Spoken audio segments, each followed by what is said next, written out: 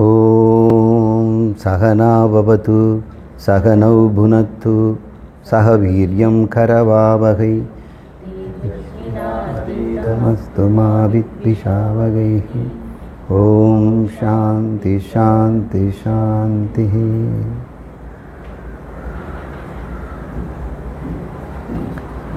திருமந்திரத்தில் ரெண்டாவது தந்திரத்தில் சிருஷ்டி, ஸ்திதி, லயம், திரோபவம், அனுக்கிரகம் என்று 5 விஷயங்களையும் நாம் பார்த்துட்டு இருந்தோம். இந்த 5ம் 5 தொழில்கள், ஐந்தொழில் அப்படின்னு சொல்லுவாங்க. இந்த 5ஐயும் ஒருத்தர் தான் பண்ணுறாரு. அவர் பேர் ஈஸ்வரன் அப்படின்னு பேர், இறைவன் பேர். இறைவனுக்கு 5 வேலை இருக்குது. நமக்கும் 5 வேலை இருக்குது வீட்டில். தாய்மார்களுக்கெல்லாம் வீட்டில் 5க்கு மேலே வேலை இருக்குது நிறைய.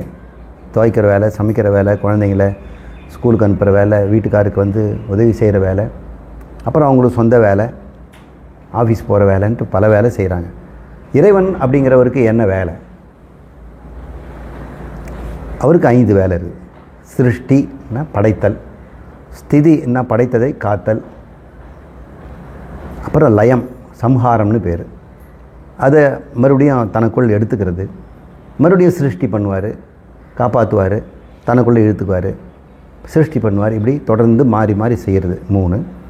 அது இந்த 3ஐயும் இந்த பிரபஞ்சத்துக்கு செய்கிறார். அவர் பிரபஞ்சத்தை வெளிப்படுத்துகிறாரு, பிரபஞ்சத்தை காப்பாற்றுறாரு, பிரபஞ்சத்தை தனக்குள்ளே எடுத்துக்கிறார்.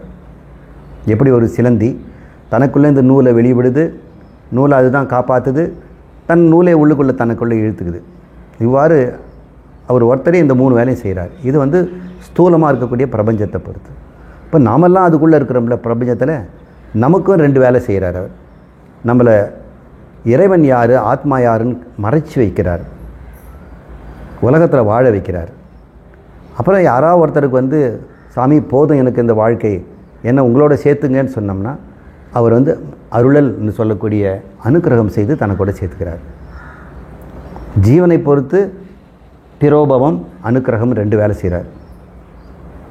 திரோபவம்னா அவரை உலகத்தில் வாழ வைக்கிறது. அப்புறம் அனுக்கிரகம்னா அவனை மறுபடியும் தனக்குள்ளே எடுத்துக்கிறது. இப்போ நீங்கள் பார்த்தீங்கன்னா பிரபஞ்சத்தையும் அவர் உண்டாக்குறாரு, தனக்குள்ளே எடுத்துக்கிறாரு. ஜீவர்களையும் அதே மாதிரி வெளியே கொடுக்குறாரு, உள்ளே கொண்டு வர்றாரு. அப்போ 5 வேலை செய்கிறார். பிரபஞ்சத்தில் 3 வேலையும், ஜீவர்கிட்ட 2 வேலையும். இந்த 5ம் செய்கிறாங்க இல்லையா, அதை ந ம ஷி வா ய அப்படின்னு சொல்லுவாங்க. அந்த பஞ்சாட்சரி நமசிவாயங்கிறது இறைவனுடைய செயல்கள் அப்படின்னு ஒரு விளக்கம் இருக்கிறது. இப்போ சிவனை நம்புகிறவங்க, சைவத்தில் இருக்கிறவங்கெல்லாம் நமசிவாயத்தை பெரிதும் மதிக்கிறாங்க. அது வேதத்தில் வரக்கூடிய ஒரு சொல். ருத்ரம்ங்கிற பகுதி வேதத்தில் இருக்குது. அந்த ருத்ரத்தில் சிவனுக்கு நிறைய பேர் கொடுத்துருக்குது. அதில் மையத்தில் நடுவில் நமசிவாயன்னு ஒரே ஒரு இடத்துல வருது. வேதத்தில் ஒரே ஒரு இடத்துல தான் நமசிவாயங்கிற வார்த்தை வருது. ருக்வேதத்தில் 10,000க்கு மேலே ஸ்லோகனும் மந்திரங்கள் இருக்குது. சம்ஹிதைன்னு பேர் அதுக்கெல்லாம், ருக் சம்ஹிதை. அந்த சம்ஹிதையில் ருத்ரம்ங்கிற பகுதியில் நமசிவாயன் ஒரே ஒரு மந்திரம் வருது. அது இன்றைக்கி தமிழ்நாட்டில் மிக பிரசித்தி பெற்ற ஒரு சொல்லாக பஞ்சாட்சரின்னு சொல்லப்பட்டு சைவ சித்தாந்தத்துக்கு அடிப்பதமாக இருக்குது. அதனுடைய தத்துவம் இறைவனை நாம் வர்ணிக்கின்றது. இறைவன் யார் அப்படின்னு குழந்தைகளை சொன்னால் அவர் இந்த மாதிரி 5 வேலை செய்கிறவருமா அப்படின்னு சொல்கிறார். 5 அது புரிஞ்சுக்கிட்டோம்னா இறைவனை நம்ம புரிஞ்சுக்கிட்ட மாதிரி ஆகிடும்.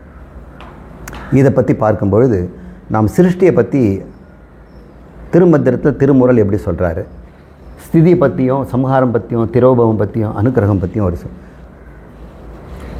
திரோபவம்னு சொல்லலாம், திரோதனம்னு சொல்லலாம். சிருஷ்டியை நம்ம சென்ற வாரம் முதல் 2 வரியை பார்த்தோம். அடுத்த 2 வரியை நம்ம இன்றைக்கு பார்க்குறதா சொல்லியிருந்தோம். அது மறுபடியும் பார்ப்போம். ஆதியோடு அந்தம் இல்லாத பராபரம், போதமதாக புணரும் பராபரை அப்படிங்கிறத பார்த்தோம். இதில் பராபரம், பராபரை இந்த 2 வார்த்தை வருது. பர அவரம் என்று அதை நம்ம புரிஞ்சுக்கிட்டோம். மேலானது கீழானது அப்படின்னு. பராபரை அப்படிங்கிறது இந்த பரம்னு சொல்லக்கூடிய அதுலேருந்து பராவிலேருந்து வந்த பரம்லேருந்து அதுலேருந்து ஒன்று உண்டாகுது. அப்போ 3 உண்டாகுதை சொல்கிறோம். இதை நம்ம இப்போ புரிஞ்சுக்குவோம். பரா என்றால் பிரம்மம், கடவுள். அவரம் அப்படின்னா பராபரம் தானே. அந்த அபரம் அப்படின்னு சொல்லக்கூடிய எதுன்னா அவர்கிட்ட ஒரு சக்தி இருக்குது. கடவுள் இருந்தார்னா சக்தி இல்லாதவர் கடவுள்னு சொல்லுவாங்களா? அவருக்கு ஏதோ ஒரு சக்தி இருக்கணும்ல. நமக்கெல்லாம் ஏதோ ஒரு சக்தி இருக்குது. எறும்பு கூட ஒரு சக்தி இருக்குது. அது புத்து கட்டுது. அதை விட 10 மடங்கு இருக்கிற பொருளை இழுத்துட்டு போகுது. நம்மளால் அப்படி தூக்க முடியாது. ஒரு வெட்டுக்கொல்லி தாவுச்சுன்னு சொன்னால் அதனுடைய உயரத்துக்கு விட 250 மடங்கு உயரமான இடத்து தாவி விழுது. அப்படி பார்த்தோம்னா நாம் 250 அல்லது 100 அடி 100 அடுக்கு மாடியை தாவுறதுக்கு சமம். ஒரு மனிதன் 100 அடுக்கு மாடியை தாவி குதிச்சா முடியுமா? ஆனால் வெட்டுக்கிளி பண்ணுது அதனுடைய சரீரத்துக்கு. எறும்பு செவுர் மேலே கூரையில் இப்போ நடக்குது, கீழே விழாமல். நம்மளால் நடக்க முடியுமா? முடியாது. இப்போ அதுக்கு ஒரு சக்தி இருக்குது. இப்போ மனிதனுக்கும் ஒரு சக்தி இருக்கிறது. மனிதன் சக்தியை பாருங்கள். பூமியிலேருந்து நிலாவுக்கே போயிட்டு வந்திருக்கிறான். அங்கே என்னென்ன இருக்குதுன்னு பார்க்குறான். சூரியன் மேலே ஃபோட்டோ எடுக்கிறாங்க. சனி கிரகத்துக்கு முன்னாடி போய் அங்கே உயிர் இருக்குதான்னு பார்க்குறாங்க. இந்த 9 கோளையும் தாண்டி பராகாய பிரவேசத்துக்கு அது போயிருக்குது. பயனீர் 11 அப்படின்னு ஒன்று. அது இன்னும் போயிட்டுருக்குது. இப்படி 79 அனுப்புனது பாருங்கள், 2025 வந்துடுச்சு. இன்னமும் நம்முடைய வீட்டை விட்டு வெளியே போகலை. 9 கோள்களையும் தாண்டி அது பக்கத்தில் இருக்கக்கூடிய ஒரு கல்கள்லாம் மிதக்கின்ற ஒரு கூட்டம் இருக்குது. அதையும் தாண்டி இப்போ தான் மெல்ல அது போயிருக்குது. அதுக்கே இத்தனை வருஷம் ஆகுது. ராக்கெட் வேகத்தில் போனாலும் இதெல்லாம் மனுஷன் செய்கிறான். இப்போ மனுஷனுடைய படைப்பு சக்தியை பாருங்கள். அவனால் எத்தனை படைக்க முடியுது. பல்லவர்கள் கல்லெல்லாம் சிலை செய்தாங்க. புலவர்களெல்லாம் ஓலையிலெல்லாம் பாட்டுகளை எழுதி வச்சாங்க. இன்ஜினியர்கள்லாம் நினைக்கவே முடியாத மாதிரி கட்டடங்கள்லாம் கட்டியிருக்கிறாங்க. எத்தனையோ காலத்துக்கு முன்னாடி இந்த பாம்பன் பிரிட்ஜெல்லாம் கப்பல் போகிறது திறக்கிறதும் மூடுறதும் அவ்வளோ பெருசு. அது திறந்து அது எவ்வளோ வெயிட்டை மூடுது பாருங்கள்.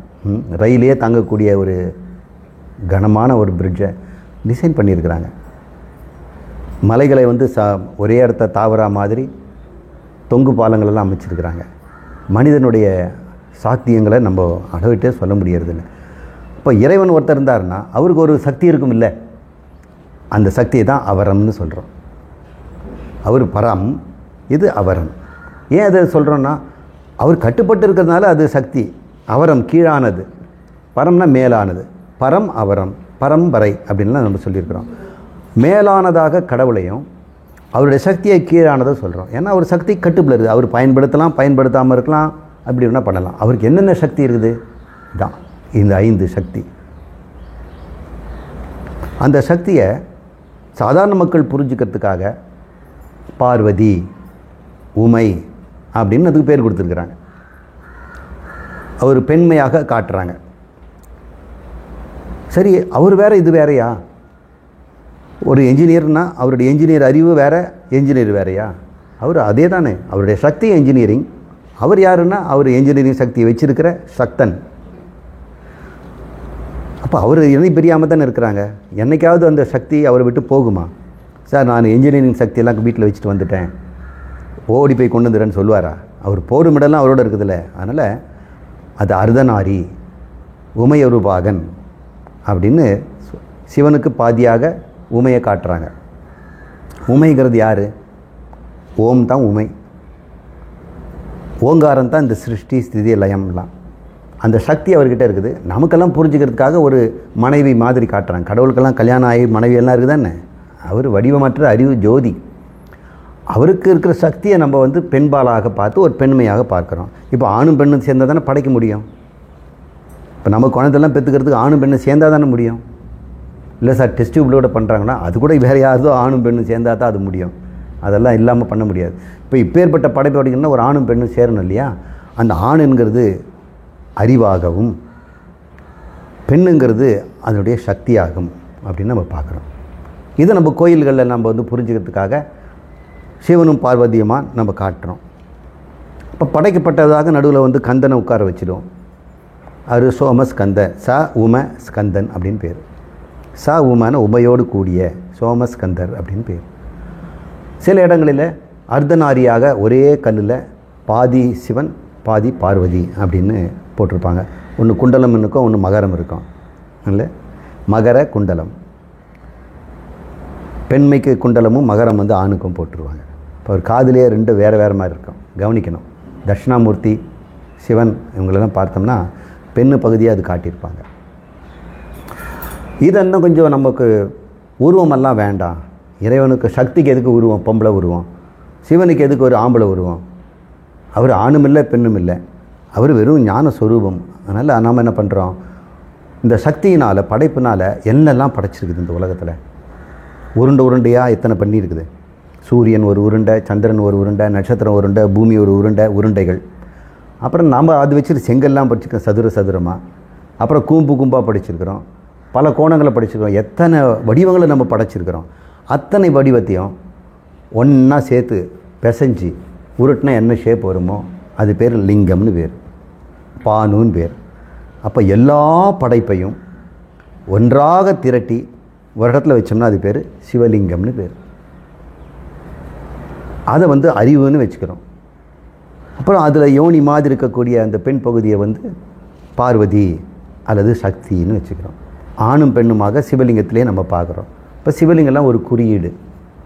சாமானிய மக்களுக்கு சிவனையும் பார்வதியும் ஒரே சமயத்தில் பார்க்குறதுக்காக அதில் ஆணும் பெண்ணும் சேர்ந்த நிலையை தான் நமக்கு பார்க்குறோம். இப்படி பரம் அவரத்தை பற்றி தெரிஞ்சுக்கிட்டோம். பரம்ங்கிறது வந்து என்னுடைய சைதன்யம், அவரங்கிறது என்னுடைய சிந்தனா சக்தி. ஒவ்வொருத்தருக்கும் சைதன்யமும் இருக்குது, சிந்தனா சக்தியும் இருக்கிறது. கொஞ்சம் நேரம் நீங்கள் கண்ணை மூடி உங்கள்கிட்ட சைதன்யம் எங்கே இருக்குது, சிந்தனா சக்தி எங்கேன்னு பாருங்கள். சிவனும் பார்வதியும் அங்கே இருக்கிறாங்க. உங்கள்கிட்ட இருக்கக்கூடிய சிந்தனைகள் எல்லாமே உங்களோட சக்தி. எதெல்லாம் சிந்திக்க முடியும்? ஒரு சினிமா கதை டைரக்டர் ஒரு சினிமா எடுக்கிறதுக்கு முன்னாடியே மொத்தத்தையும் அவர் பார்த்துடுறாருல்ல. அப்புறம் சினிமா எடுக்கும்போது கொஞ்சம் கொஞ்சமாக அதை மாற்றிக்கிட்டே இருக்கிறாரு. அந்த கதை முழுக்க அவரால் சிருஷ்டிக்க முடியுது. அதில் எத்தனை பாத்திரங்கள், ஒரு கதாநாயகன், கதாநாயகி, வில்லன், அவங்களுக்கு அம்மா அப்பாங்க, அப்புறம் ஒரு சமுதாயம், அங்கே கோர்ட்டு வாசல், அப்புறம் துப்பாக்கி, என்னென்னவோ அங்கே வருது இல்லை கதையில். அத்தனையுமே அவர் சிருஷ்டி பண்ணுறாரு. அப்போ அவருடைய சக்தி எப்படிப்பட்டதுன்னு பாருங்கள். அவர் அதை சிருஷ்டி பண்ணலை அந்த டைரக்டர். அப்போ அவர் காண போயிடுவாரா? இருப்பார்ல. அவர் மாத்திரம் இருந்தார்னா சிவம்னு பேர். அவர் படம் எடுக்கிறதுக்கு சிந்தனை பண்ண ஆரம்பித்தார்னா சக்தின்னு பேர். அது எங்கேருந்து வருது? அவர்கிட்டேருந்து தான் வருது. அப்போ நீங்கள் இது ஆண் இது பெண்ணுன்னு சொல்ல முடியுமா? அவர் படைக்கும்போது அவர் பெண்ணாயிடுவார், படைக்கிறதுக்கு முன்னாடி ஆணாக இருப்பாரா? இல்லை. அப்படிலாம் நம்ம பேச்சுக்கு சொல்கிறது தான்.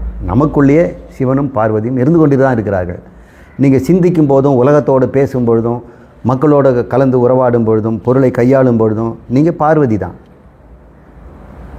எதுவுமே செய்யாமல் ஆழ்ந்த உறக்கத்தில் நீங்கள் இருக்கும்போது நீ சிவனாக இருக்கிறீங்க. பாருங்கள், சிவமாக கிடக்கிறான். சிவனேன்னு நான் கிடந்தேன், என்னை இப்படி வந்து செயலை விட்டுட்டாங்க. அப்போது செயல்பாடுக்கு வந்துட்டா பார்வதி, செயல்படாமல் இருந்தேன்னா சிவனேன்னு இருக்கலாம். சிவனும் பார்வதியும் நாம தான். இந்த பிரபஞ்சமே இல்லாத போது யார் இருந்தாங்க? சிவனும் பார்வதி மட்டும் இருந்திருப்பாங்க. எப்படி இருப்பாங்க? ஆணும் பெண்ணுமாக சிவலிங்கம் மாதிரி கோயில் இருக்கிற மாதிரி இல்லை. ஞானமும் சக்தியும், சைதன்யமும் சிருஷ்டி அறிவும் அப்படின்னு ரெண்டும் புரிஞ்சுக்கணும்.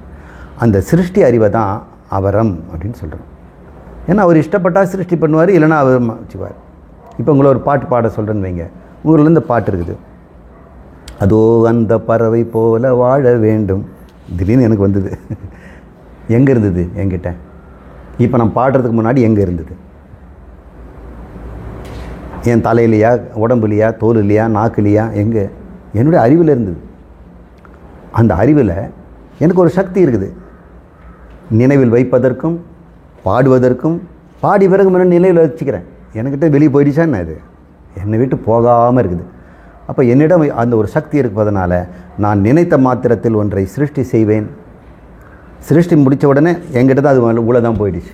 அப்போ இந்த பாட்டை உண்டாகுனா சிருஷ்டி, பாடிக்கிட்டே இருந்தால் ஸ்திதி, பாடி முடிச்சுட்டு சம்ஹாரம். எங்கே போயிடுச்சு அது? இன்னொரு தடவை பாடு கேளுங்க சொன்ன பாடணும்ல. நாளைக்கு நீங்கள் கேட்பீங்க, இதே பாடு நல்லா இருக்குது சார் பாடுங்க. அப்போ மறுபடியும் சிருஷ்டி, ஸ்திதி, சம்ஹாரம். எங்கிட்டேருந்து போய் எங்கிட்டே வந்து நிற்கிது. இப்படி இந்த பிரபஞ்சத்தை அந்த பிரம்மம் கடவுள் தன்னிடமிருந்து தன் நினைவிலிருந்து படைக்குது. யாரெல்லாம் என்ன இருந்தாங்களோ போன படைப்பில் அவங்களெல்லாம் தனக்குள்ளே மறைச்சிட்டாரு. மறுபடியும் நினச்சி பார்க்குறாரு, ஐயோ இவங்கெல்லாம் மறுபடியும் உடம்பு கேட்குறாங்களே, இவங்களுக்கு உலகம் கேட்குதே, அவங்க கட்டின வீடுங்க, அவங்க செய்த பாவ புண்ணியங்கள் ஆசைங்கள்லாம் வேணுமே, அவங்களுக்கு உடம்பு வேணுமேன்னொடனே அவர் எல்லாத்தையும் டீட்டெயில் ஃபுல்லாக ஞாபகம் வச்சுருக்கிறார். அத்தனை நினைவில் வச்சுருக்கார். எங்களை எல்லாரும் ஞாபகம் வச்சுருக்கிறார். எந்தெந்த சரீரத்தில் என்னென்ன கர்மம் செய்தோம் எல்லாம் அவர்கிட்ட இருக்குது. அவர் அந்த அபார சக்தியை முற்றறிவு சர்வஜம்னு சொல்கிறோம். அந்த சர்வஜம்ன்ற சக்தி இருக்குது இல்லையா, அதுதான் ஒரு சிருஷ்டிக்கே காரணம். அவர் நினச்சி பார்க்குறாரு, இந்த சிருஷ்டி வந்துடுச்சு. அவர் நினச்சிக்கிட்டே இருந்தால் தானே சிருஷ்டி இருக்கும். நீங்கள் பாடிக்கும் போது நீங்கள் கூடவே இருக்கணும் இல்லை. அதுவோ அந்த பறவை போல் வாழ வேண்டுமோ பாட வேண்டுமோ அப்படி இருக்கும்போது நான் பாட்டோடு இருக்கிறேன்ல, பாட்டு முடிஞ்ச பிறகு இருக்கிறேன்ல. அப்போ படைப்பிலும் இருக்கிறேன், ஸ்திதியிலும் இருக்கிறேன், சம்ஹாரத்திலும் இருக்கிறேன், சம்ஹாரத்துக்கு பிறகும் இருக்கிறேன், அடுத்த சிருஷ்டிலையும் இருக்கிறேன்.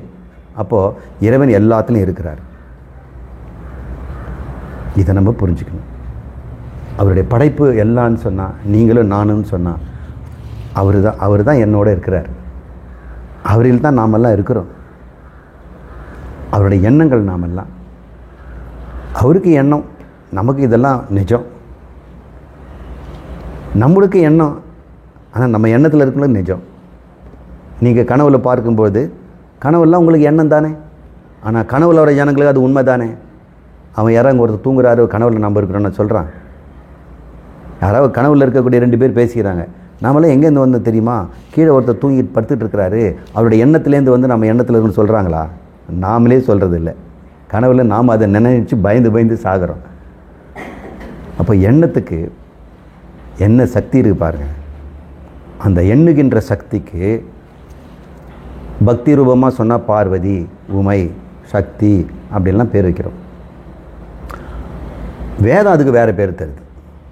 அதுக்கு பேர் அவரம், மாயா அப்படின்னு பேர். அதுக்கு பேர் மாயா சக்தி. ஏன்னா இருப்பது போலவே நம்மளை காட்டி ஏமாத்துது. இதெல்லாம் உலகமெல்லாம் இருக்கிறது மாதிரி இருக்குது, அது ஏமாற்றிட்டு இருக்குது. ஞானம் வந்த பிறகு தெரியுது கடவுளுடைய இது மாயா சக்தி, அவருடைய கற்பனா சக்தி. நாமெல்லாம் ஒரு கற்பனையில் இருந்துக்கிட்டே இருக்கிறோம். எல்லாரும் ஒரு பாட்டு தான். இப்போ எனக்கு ஒரு 1000 பாட்டு ஞாபகம் இருக்குதுன்னா, அவருக்கு நம்ம எல்லாருமே ஒரு பாட்டு வச்சுருக்காரு. ஒருத்தர் ஒரு பாட்டு இருக்குது. நம்ம பாடுற பாட்டு தான், வாழ்க்கை முழுக்க பாடுற சோக பாட்டு, ஆனந்த பாட்டு எல்லாம் அவர்கிட்டே இருக்குது. அவர் பாடுறார், ஒரே சமயம் பாடுறார். நம்ம ஒரு பாட்டை ஒரு சமயம் பாடுறோம். அவர் எல்லாருடைய பாட்டையும் அவர் பாடுறார். நாம் படும் பாடலாம் அவருக்கு பாட்டு. அவர் ராகம் இசைத்து பாடுறார். இப்போ பாட்டுன்னா அதுக்கு சப்தம் வேணுமில்ல, சப்தம் தானே முதல்ல காரணம். அப்போ இவர் இந்த உலகமெல்லாம் அவருடைய பாடல்னு சொன்னால், அப்போ அவர்கிட்ட சப்தமாக தானே இதெல்லாம் மறைஞ்சிருக்கணும். அந்த சப்தத்துக்கு பேர் நாதம்னு பேர். அப்போ இந்த பிரபஞ்சமெல்லாம் எப்படிப்பட்டது? சப்தம், நாதம். அவர் இறைவன், ஞானஸ்வரூபம். அவரிடம் படைக்கின்ற சக்தி மாயா அல்லது அவரம். அதிலிருந்து உண்டாகின்றது பிரபஞ்சத்துக்கு சப்தம்னு பேர், நாதம்னு பேர். அதை தான் அவர் சொல்கிறாரு 2வது லைனில். ஜோதி அதினில் பரம் தோன்ற தோன்றுமாம், தீதில் பறை அதன் பால் திகழ் நாதமே அப்படின்னு சொல்கிறார். என்ன பண்ணுறாரு? இந்த பிரபஞ்சத்தை சிருஷ்டி பண்ணணும்னு அவர் நினைக்கிறார். நினச்ச உடனே அவருக்கு அத்தனை பிரபஞ்சத்தின மொத்த அனைத்து பொருளும் அவருக்கு நினைவு வருது. அவர் ஒன்று ஒன்றா நினைக்கல, ஒரே சமயத்தில் எல்லாத்தையும் நினைக்கிறார். அப்படி நினைக்கும் பொழுது அங்கிருந்து ஒரு நாதம் பிறகுதுங்கிறார். எல்லா பாடல்களும் பிறகுது. அது ஏன் நாதம்னு சொல்கிறாங்க, பாடல்னு சொல்கிறாங்க, சப்தம்னு சொல்கிறாங்க அப்படின்னு நம்ம இப்போ கொஞ்சம் பார்க்கலாம். இந்த நாதம்ங்கிறத சப்தம்னு புரிஞ்சுக்குங்க, ஓசைன்னு புரிஞ்சுக்குங்க. அதுதான் சாமிக்கிட்டெல்லாம் இப்போ ஒரு சங்கு இருக்கும், பெருமாள் கிட்ட. சிவன்கிட்ட இப்போ ஒரு டமருக்கு இருக்கும். எப்பவுமே அதை ஒரு நாதத்தில் தான் எல்லாம் உண்டாக்குவார்.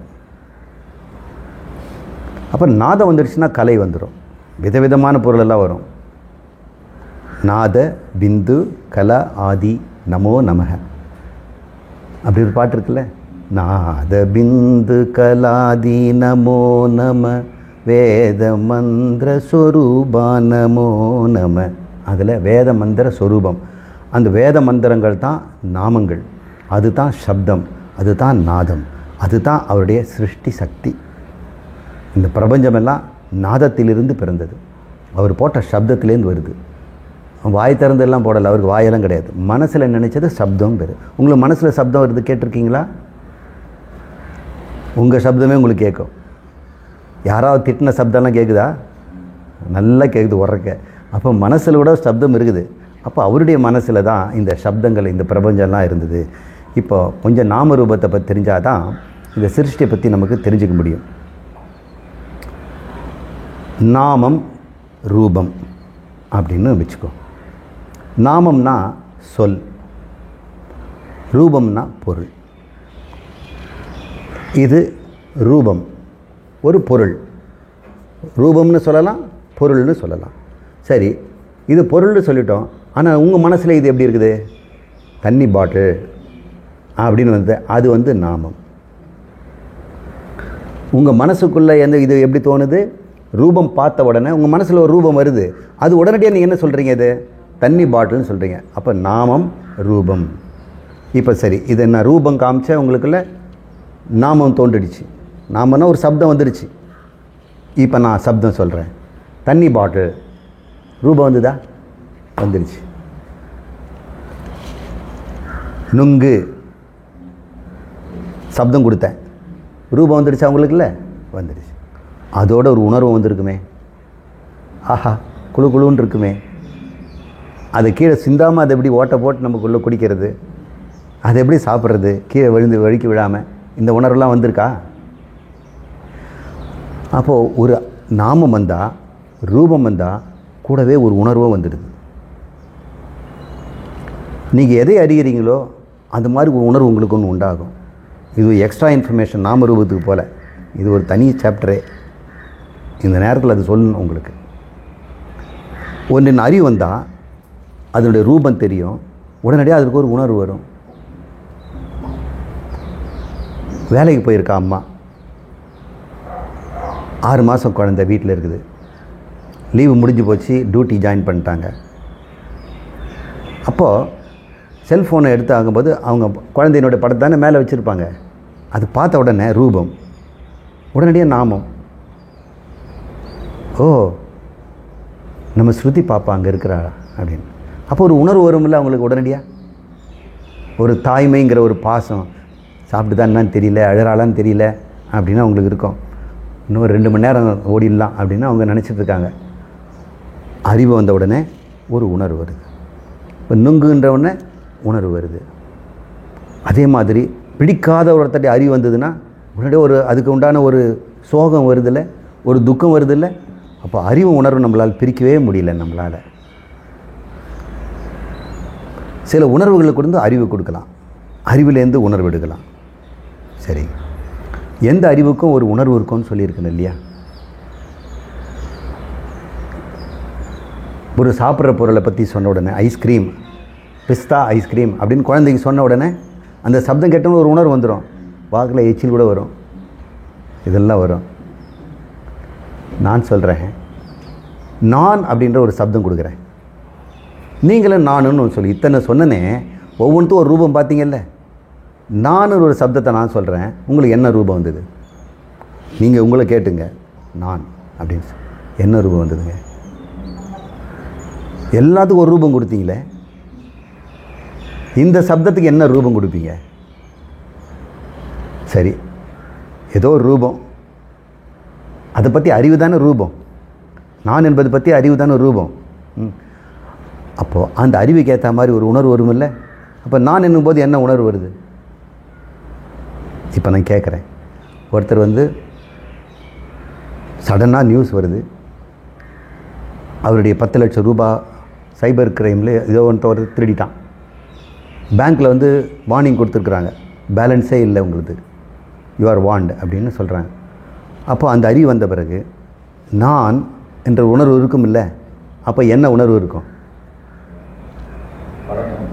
இப்போ அறிந்த அறிவுப்படி நான் என்ன ஆச்சு? இப்போது நான் ஐ எம் எ பேங்க்ரப்சி, திவால் ஆகிட்டேன், என்ன பண்ண போகிறேன் இப்போது? வீட்டுக்கு போகிறதோட காசு இல்லை. ஆட்டோவில் போயிட்டுருக்கிறார், அவனுக்கு வந்து ஜிபேயில் பே பண்ணணும். இறக்கி விட்டால் அவன் கேட்பான், இங்கே பேங்க்கில் ஒரு பைசா கூட கிடையாது. நான் யாரை கேட்பேன், என்ன கேட்பேன்? என்ன உணர்வு வருது? அப்போ ஒரு அறிவு வந்த உடனே ஒரு உணர்வு வருது இல்லையா? அப்போ தன்னை பற்றிய அறிவு எப்படியோ அது போல் உணர்வு இருக்கும் இல்லை? இப்போ உங்களை பற்றி என்ன அறிவு வச்சுருக்கிறீங்க? நம்மளை பற்றி அவங்கவுங்களும் என்ன அறிவு வச்சுருக்கிறோம், அதுக்கேற்ற உணர்வு இருக்கும் இல்லை? அறிவும் உணர்வும் பெரிய. அப்போ எல்லாரும் தன்னை பற்றி எப்படி நினச்சிருக்காங்க தெரியுங்களா? நான் ஒரு ஏமாளி, உழைக்க தெரியாதவன், உண்மையே பேசினேன், எல்லாரும் என்னை வந்து இப்படி பண்ணுறாங்க அப்படின்னா அதுக்கேற்ற உணர்வு உங்களுக்கு சோகம் இருக்குமில்ல? அப்போ உங்களை வந்து நினச்சிக்க, இவங்கெல்லாம் பெரிய மேதாவிகள், இவங்களாம் படித்ததுன்னு எனக்கு அதிகமாக தெரியும், நான் இவங்களை பேசுகிறதா ரொம்ப சாதாரண விஷயம், இதுக்கு மேலே பெரிய பெரிய விஷயம்லாம் பேசுவேன் அப்படின்னு அவன் அறிவு இருந்ததுன்னா தன்னை பற்றி என்ன உணர்வு இருக்கும்? கர்வம்னு ஒன்று இருக்கும், பயம்னு ஒன்று வரும், சோகம்னு ஒன்று வரும். இப்போ நம்மக்கிட்ட எல்லாரும் சோகம், பயம், கோபம், இழப்பு, அவமானம், நிறைவின்மை வர்றது காரணம் என்ன? உங்களை பற்றிய உங்கள் மீதான அறிவு. அப்போது உங்கள் அறிவை மாற்றினோம்னா உங்களுடைய உணர்வு மாறிடும்ல? அப்போ நாங்கள் என்ன சொல்கிறோம்? புது அறிவு தரோம். நீ பிரம்மம்னு சொல்கிறோம், நீ கடவுள்னு சொல்கிறோம். உங்களுக்கு என்ன உணர்வு வரணும்? கடவுள் உணர்வு வரணும் இல்லை? வரமாட்டேங்குதே. ஏன்னா கடவுள்னு நம்ம அறியணும். என்னை நான் வந்து ஏற்கனவே வேறு வேறு மாதிரி அறிஞ்சு வச்சுருக்கிறேன், அதுக்கேற்ற உணர்வு நான் வச்சுருக்கிறேன். இப்போது புதுசாக நான் அறியணும். எவ்வளோ அறியணும்? நான் கடவுளுங்கிறத நான் முழுசும் அறிஞ்சாகணும் இல்லை? அப்புறம் அந்த அழிஞ்ச பிறகு என்ன உணர்வு வரணும்னு நினைக்கிறீங்க? அது பேர் மோட்சம், அதுதான் அன்பு, அதுதான் அருள் அப்படின்னு பேர். இது வந்து எக்ஸ்ட்ரா இன்ஃபர்மேஷன். இப்போ அறிவை பற்றி சொல்கிறேன். கடவுள் எல்லாவற்றையும் அறிந்திருக்கிறார். அவர் அறியாதது ஒன்றுமே இல்லை. நாம் எல்லாம் என்ன அனுபவிக்கிறோமோ அத்தனையும் அவர்கிட்ட அறிவாக இருக்குது. அப்போ அவர்கிட்ட என்ன அனுபவம் இருக்கும்? எல்லாம் என்னதேன்னும் போது அவருக்கு என்ன உணர்வு இருக்கும்? ஒரு திருப்தி தானே இருக்கும், ஒரு நிறைவு தானே இருக்கும். இங்கே இருக்கிறதெல்லாம் நானே சிருஷ்டி பண்ணேன் அப்படின்னு இருக்கும். அப்புறம் உங்களுடைய பாடல்களெல்லாம் பாடும் பொழுது அதுக்குள்ளே நீங்கள் இருக்கிறீங்க தொடர்ந்து. அப்போ இந்த சிருஷ்டியெல்லாம் அவருடைய பாடல்னு சொன்னால் அவர் இந்த பாட்டுக்குள்ளே இருப்பார்ல, அது பேர் ஸ்திதி. அதான் நிலைத்தல். எப்போவுமே அது கூடவே இருக்கிறார். இப்போ இறைவன் நம்மளோட கூடவே இருக்கிறார். இதைத்தான் அவர் சொல்கிறாரு, ஜோதி அதனில். ஜோதின்னா அந்த பரம்பொருள். ஜோதிங்கிறது வந்து லைட்டுன்னு நினச்சக்கூடாது. அருட்பெரும் ஜோதின்னு சொல்கிறாங்க இல்லையா? எல்லாரும் லைட்டுன்னு போட்டு திரையில் லைட்டை பார்த்துட்டு இருக்கிறாங்க. அது அருட்பெரும் ஜோதி. அருளே தன் ஜோதியாக வச்சுருக்குது. அது கண்ணுக்கு பார்க்குற ஜோதி இல்லை, அது கண்ணில் பார்க்குற ஜோதி நினச்சிக்கிட்டு நம்ம நினச்சிட்டு இருக்கிறோம். அதனால் கண்ணை மூடிட்டு ஒரு ஒளிச்சம் வந்தது, நான் வந்து கடவுளை பார்த்துட்டேன். இது அருள் என்கின்ற ஜோதி, அனுக்கிரகம். அது பார்க்க போகிறோம். அருட்பெரும் ஜோதி. அப்படிப்பட்ட ஜோதி எப்படிப்பட்டது? அது எல்லாத்தையும் சிருஷ்டி காரணமாக இருக்கிற சைதன்ய ரூபமான ஞான ரூபமாக இருக்கிறது. அதனுடைய சக்தி தான் சிருஷ்டி பண்ணுது. புரிஞ்சுங்க. அந்த சிருஷ்டிங்கிற எண்ணத்துக்குள்ளே அது இருக்குதா இல்லையா? நீங்கள் ஒரு மனசில் திங்க் பண்ணும்பொழுது உங்களுடைய சைதன்யம் அதில் இருக்குது, இதில் கூடவே இருக்குது. அப்போது பானையை நீங்கள் செய்யும் பொழுது மண் கூடவே தான் இருக்குது. அதுபோல் உங்களுடைய எண்ணங்கள் எல்லாம் நீங்களும் கூடவே இருக்கிறீங்க. நீங்கள்ங்கிறது சைதன்யம். அந்த சைதன்யத்துக்கு பேர் தான் ஜோதிங்கிறார்.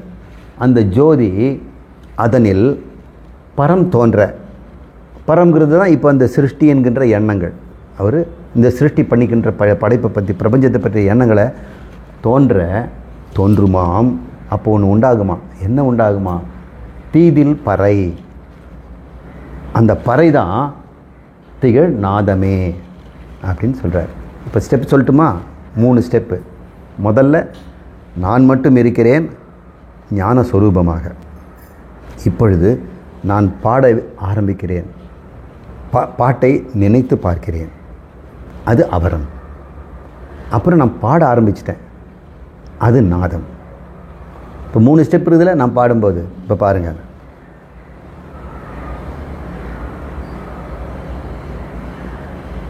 ஒரு பாட்டை எண்ணிட்டேன். உங்களுக்கு தெரியுமா? அது இப்போது சப்தமாக வரணும், நாதமாக வந்தால் உங்களுக்கு தெரியும். இப்போ படைப்பு உங்களுக்கெல்லாம் தெரியணும்னா நான் வந்து படைக்கணும் இப்போ. ஆனால் நான் வந்து என்கிட்டயே வச்சுக்கிட்டேன் அதை. அது வரைக்கும் அது பராவரம்.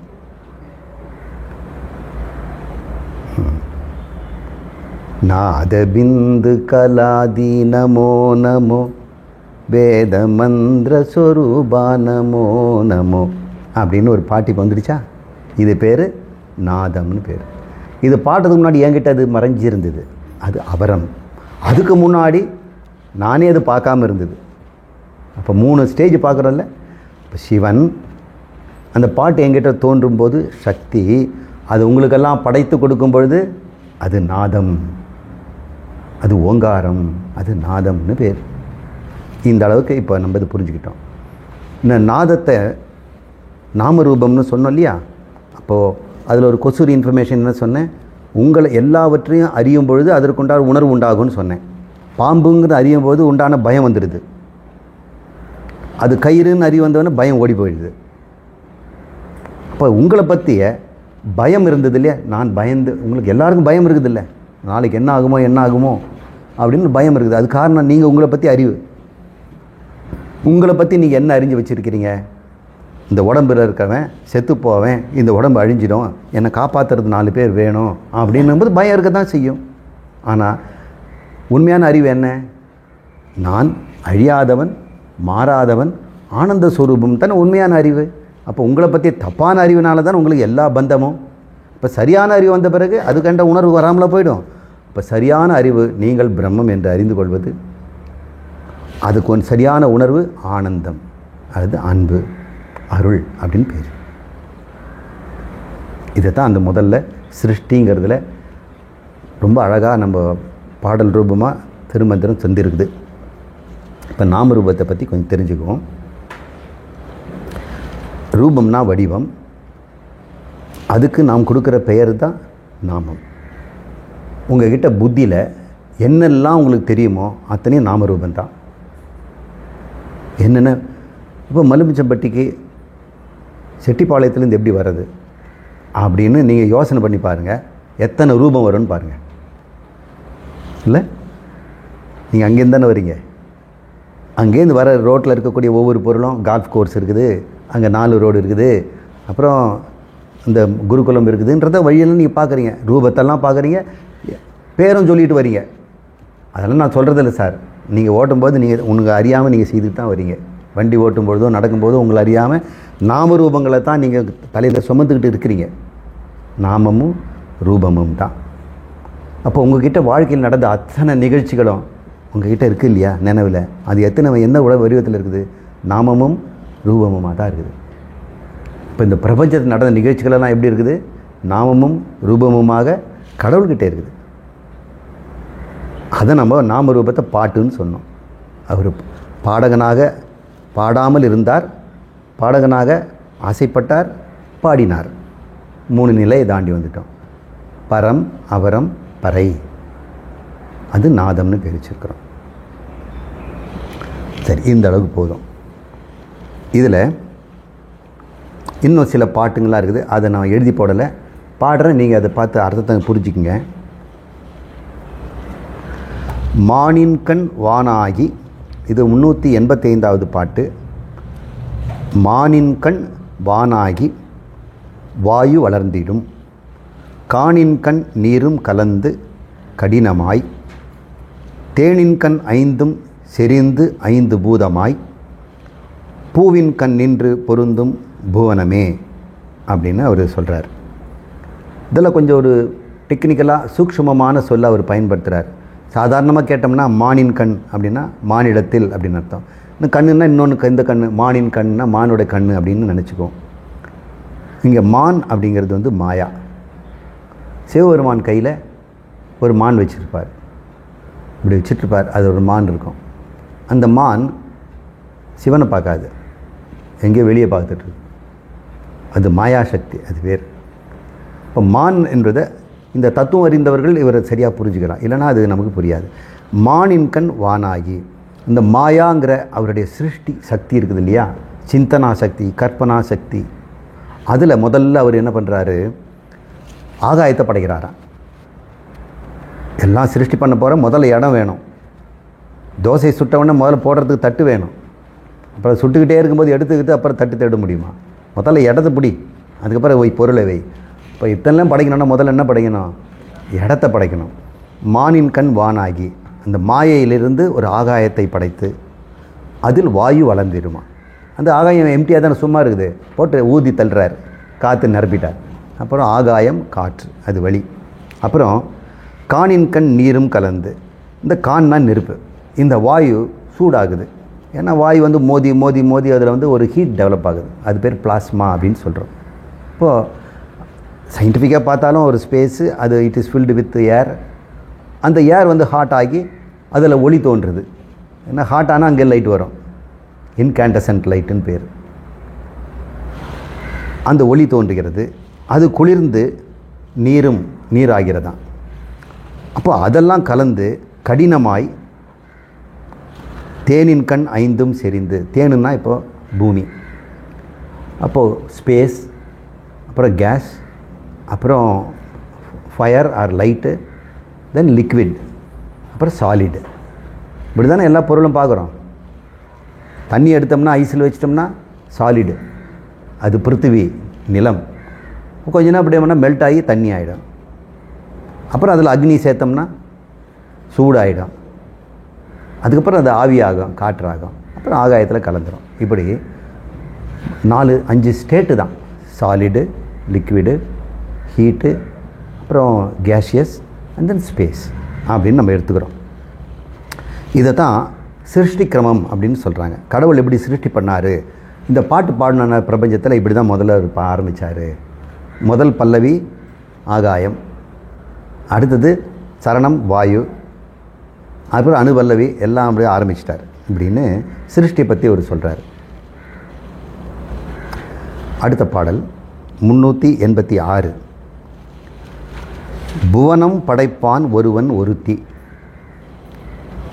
புவனம் படைப்பார்க்கு புத்திரர் ஐவர், புவனம் படைப்பானும்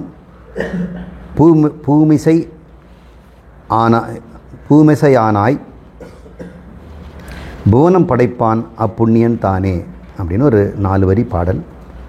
இதில் ஒன்றொன்னே பார்ப்போம். புவனம் படைப்பான் ஒருவன் ஒருத்தி. ஞாபகம் இருக்குங்களா? யார் அந்த புவனம்னா? இந்த அத்தனை 252 புவனங்கள் இங்கே இருக்குதுன்னு சொல்கிறாங்க. அத்தனை புவனங்களையும் ஒரு ஆள் படைத்தார், ஒருவனும் ஒருத்தியும். ஒருவன் யாரிங்க? அந்த ஞான ஸ்வரூபம். ஒருத்தி யாரிங்க? பார்வதி. அவங்க தான் மாயாசக்தி. அதில் இருக்கக்கூடிய இந்த ஞாபக சக்தி, இந்த பிரபஞ்சத்தை ஒட்டுமொத்த நினைவில் வைத்திருக்கிறவ. அவங்க ஒருவனும் ஒருத்தி. அவங்க என்ன பண்ணாங்க? அந்த புவனம் படைப்பார் 2 பேருக்கும் புத்திரர் ஐவர், 5 பேர் பிறகுறாங்களாம். அப்புறம் யார்? நமசிவாய, அதான் சிருஷ்டி சிதி லயம். அவங்களுக்கு முறையாக அவங்களுக்கெல்லாம் பேர் கொடுத்துருக்குறாங்க. அந்த பேர் பிரம்மா, விஷ்ணு, சம்ஹாரம் பண்ணுறவர் ருத்ரன், அப்புறம் திரோதனம் மறைக்கிறவர் மகேஸ்வரன், அருள்பவர் சதாசிவன். அப்போ இதில் 5ஐயும் நான் சொன்னேன். முதல் 3ம் இந்த ஸ்தூல பிரபஞ்சத்தினுடைய சிருஷ்டி திதி லயம், கடைசி 2 இந்த திரோபவமும் அனுக்கிரகமும் ஜீவர்களுடைய மறைப்பும் விடுதலையும், பந்தமும் மோட்சமும் அப்படின்னு நம்ம புரிஞ்சுக்கணும். எல்லாமே அது நமசிவாயில் அடங்குது. இப்போ நமசிவாயை கையில் வச்சுட்டு போனோம்னா ஃபுல் வேதாந்தம் டீச் பண்ணிடலாம். அதனால தான் அது பெரிய மந்திரம்னு நம்ம சொல்கிறோம். அது பரம ரகசியம் அப்படின்னு அதெல்லாம் சொல்கிறோம். அந்த 5 பேரும் பிறக்கிறாங்க. அந்த புவனம் படைப்பான் அதில் முதல்ல பூமிசை ஆனான். இந்த பூனா தாமரைப்பூ. தாமரைப்பூலேருந்து யார் வந்தா? பிரம்ம தானே. அந்த தாமரைப்பூ எங்கேருந்து வருது? இறைவன்கிட்டேருந்து வருது, அவர் தொப்புள்லேருந்து. எப்பவுமே தொப்புள்லேருந்து தான் சிருஷ்டி வரும்னு அவர் கனெக்ஷன் விட்டு போல. இப்போ இவர் பேர் கிரண்ய கர்ப்பன் பேர், அவர் பேர் ஈஸ்வரன் பேர். மாயோடு கூடிய ஈஸ்வரன் மாயாசக்தியோடு படுத்துட்டு இருக்கிறார் பெருமாள். இந்த மாயாசக்தி தான் கால் அமுக்கிட்டு இருக்கிறாங்க லக்ஷ்மி. அப்படி 4 பிந்துகள் தான் அந்த பெரிய அந்த அனந்த சயனம், அவர் படுத்திருக்கிற அந்த சர்ப்பம். இப்போ அவர் முதல்ல சிருஷ்டி பண்ணுறவர் பிரம்மாவை தான் சிருஷ்டி பண்ணுறார். அப்புறம் அவர்கிட்டேருந்து விஷ்ணு எல்லாமே வர்றதா அங்கே நம்ம பார்த்துக்கலாம். அதை அவர் சொல்கிறார். புவனம் படைப்பானும் பூமிசையானாய், அந்த நான்முகன், பூவில் இருக்கின்ற கமலேஸ்வரன் அப்படின்னு பேர் அவருக்கு, கமலநாயகன். அப்படி அவன் தோன்றிய பிறகு புவனம் படைப்பான் அப்புண்ணியனே. அதுக்கப்புறம் பிரம்மா ஆரம்பிச்சிடுவார், வேதத்தை பாட ஆரம்பிச்சிடுவார். வேதம் தான் நாதம், வேத சப்தம், அது வேத கோஷம், அந்த கோஷம்தான் பிரபஞ்சம். இப்போ வேதம் பாடணுன்னா ஓம்னு சொல்லி தானே பாடணும். ஓங்காரத்தில் சிருஷ்டி தைலம் எல்லாம் இருக்குது. அப்புறம் அந்த வேத கோஷத்தில் எல்லா விதமான சிருஷ்டி சம்சங்களும் இருக்குது. அதில் கொஞ்சம் மட்டும் நமக்கு 4 வேதமாக கிடச்சிருக்குது. ஒட்டுமொத்த அறிவு வேதம், அதில் நமக்கு கிடைச்சது ரிஷிகள் கொடுத்தது ரொம்ப கொஞ்சம் அப்படின்னு போச்சுங்க. இப்படி பார்த்தோமா, இது வரைக்கும் நம்ம சிருஷ்டியை பற்றி பார்த்தோம். அடுத்த ஸ்திதியை பார்க்குறது ஒரு சின்ன இடைவெளி விடுவோம்.